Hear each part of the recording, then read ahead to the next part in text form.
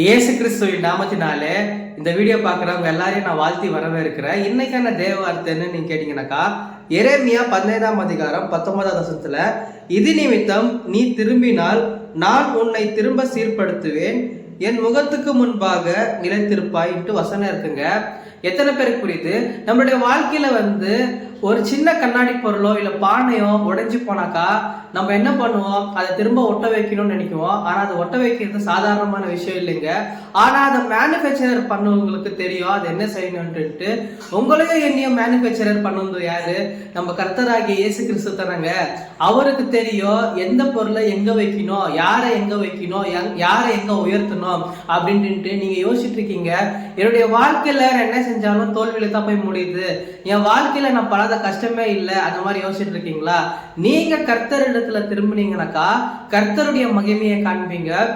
நீங்க யோசிச்சுட்டு இருக்கீங்க, பிரதர் உலகத்துல இருக்கிறவங்க எனக்கு குடிகாரன்றாங்க, கடன்காரன்றாங்க, அதே போல நான் கோவக்காரன்றாங்க, நான் எந்த வேலை செஞ்சாலும் உருப்படாம போகுது, அந்த மாதிரிலாம் சொல்றாங்கன்னு யோசிச்சுட்டு இருக்கீங்களா?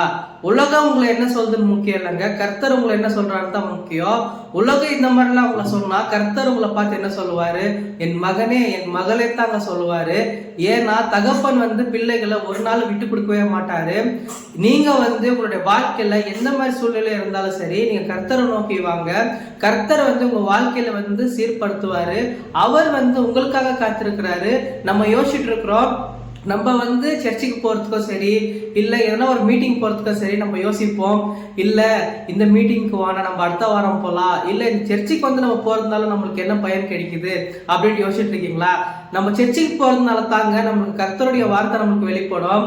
ஆனா நம்ம உலகத்துல நம்ம போன உடனே நம்மளுக்கு என்ன தோணணும்னு கேட்டாக்கா, என்ன இந்த உலகம் வீழ்ந்து போன உலகம், எதை பார்த்தாலும் நமக்கு ஒரு பயம் ஸ்டார்ட் ஆயிடும்.